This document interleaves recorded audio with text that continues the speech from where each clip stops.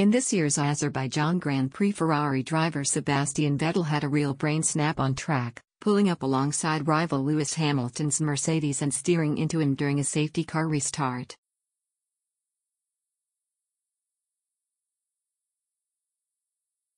During the Russian Grand Prix, in the first year of my F1 2017 career, he's done something similar.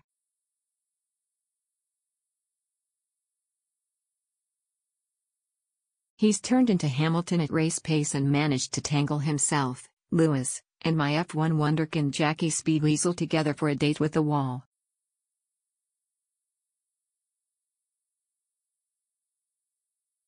I managed to extract my driver from the mess, grazing the wall and losing part of the front wing in the process, but Hamilton and Vettel's cars are toast, a snarl of carbon fiber shards and loose wheels.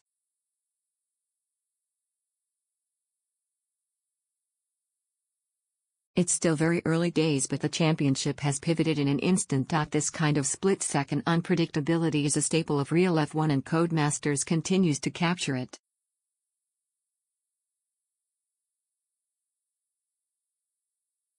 F1 2017 is a confident and comprehensive racer that succeeds by embracing all of modern F1's idiosyncratic rules and regulations, as well as its danger, and baking it all into a truly great sports sim.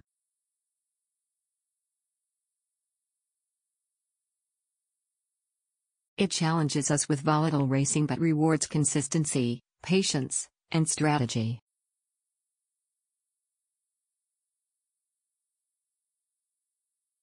It's not the dramatic improvement that last year's installment was over the disappointing F1 2015. Overall, there's more iteration than innovation this year, but it definitely usurps F1 2016 as Codemasters' greatest F1 game to date.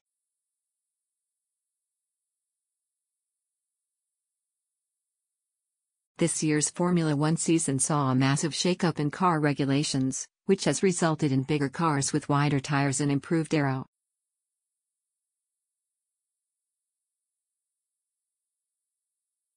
Basically, the cars are heavier but faster.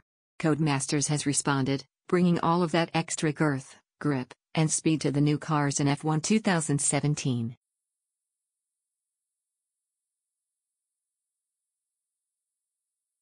On a steering wheel, it's probably the best force feedback I've ever felt in a Codemasters game, and the sense of weight is terrific, but even on a pad the extra bite is noticeable.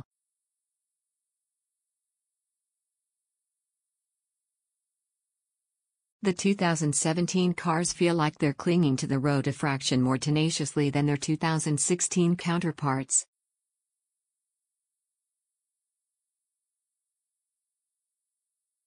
Also featured is a smattering of retro rides from yesteryear, with 11, or 12, with the special edition, extra F1 icons from 5 teams included, from Senna's championship-winning 1991 McLaren to Schumacher's beastly 2004 Ferrari.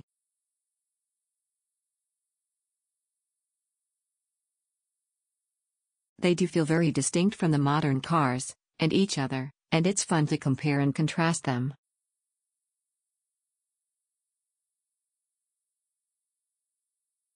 They also sound fantastic, but I don't know whether or not that's just because contemporary F1 cars sound like an angry blowfly trying to escape from an upturned bucket in comparison.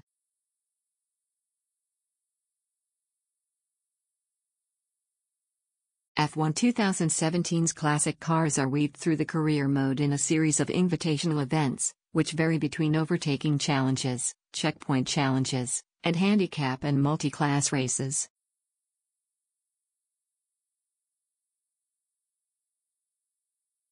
They're a bit like the showcase events in Forza Motorsport 6. I think it's a clever and credible way of getting these old cars out on modern circuits, but the limited, greatest hits style approach results in copies of the same car out on track whenever they're all out racing.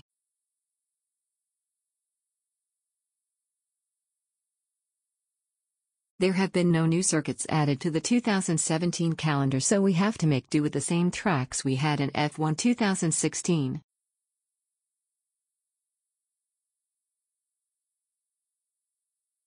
Four of them do have new short routes we can use in custom GPs and time trials, but their effect on the overall package isn't really seismic.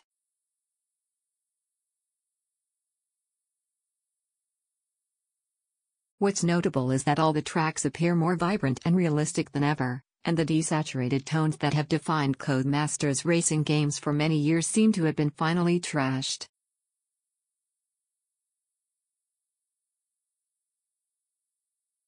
The grass glows a rich, deep green, the skies burn a brilliant blue, and everything in between looks more lifelike than ever.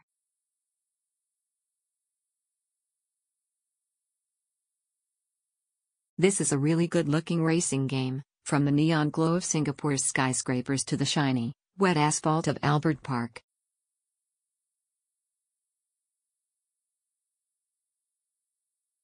Off-track things are a little less impressive.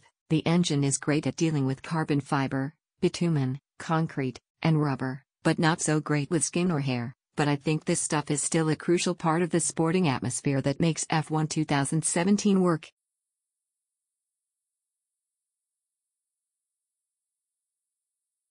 My chief complaint here is that most of these paddock and podium vignettes are recycled from F1 2015 and F1 2016, so they're very stale at this stage.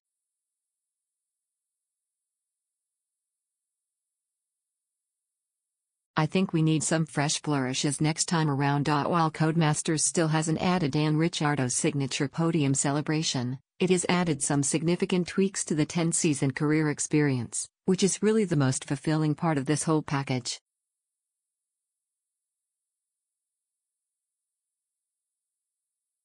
The research and development system has been drastically broadened, with an rebounds per game-esque development tree that branches out across over 100 individual upgrades.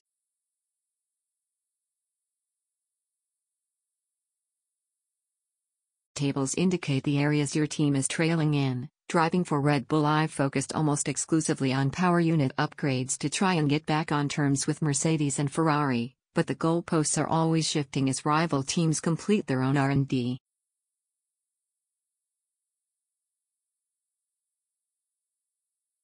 If it's all a bit too obtuse, you can ask for your engineer's recommendations. Reliability throughout the season is also a real issue now, as we need to manage wear on key car components over the course of the year.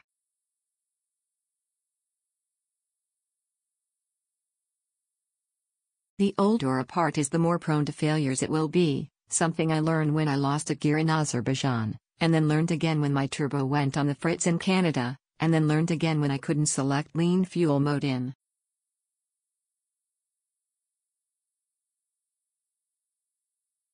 Japan, I think.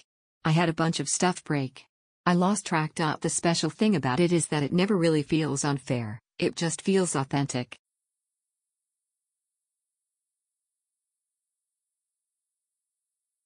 The lean fuel setting loss was a curly one because the delicate balancing act that is conserving fuel throughout a race is again a mini game unto itself in F1 2017, but this time with a twist.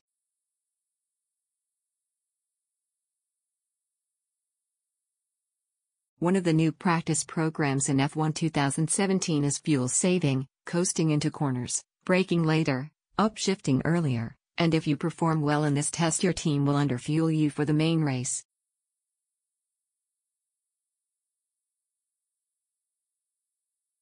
This will reduce weight but means you have to be driving with fuel saving in mind, or you will run out.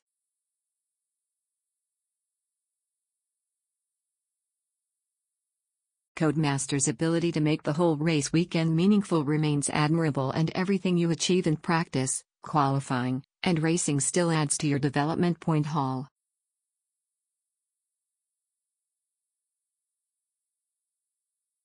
The best way to play F1 2017 remains with at least 25% race distance selected, where opponent errors, safety cars, pit strategies, and dynamic weather changes all come into play. But part wear is still scaled to your career even if you choose the shortest, 5-lap races.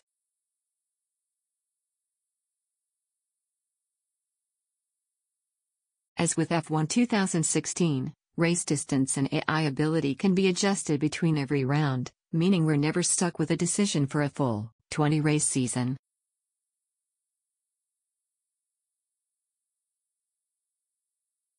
The key side effect of all this preparation, micromanagement, and on-track unpredictability is drama.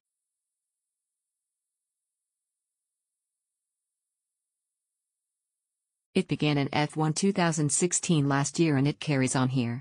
Do you order that new engine part and cop a hefty grid penalty, or do you stick with a worn one from your original allocation? Do you stay out for one more lap on a set of nearly cooked intermediates once the track has mostly dried up, to avoid double stacking in the pits, or do you play it safe and come in right behind your teammate? F1 2017 is jammed with drama, and that's a big part of what makes it so satisfying to tackle.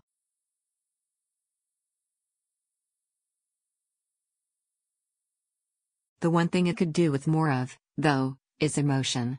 If Codemasters wants the F1 series to sit alongside other sports sims like FIFA, or NBA 2K, or MLB The Show, there has to be a better way to tell players they're world champion than a text box.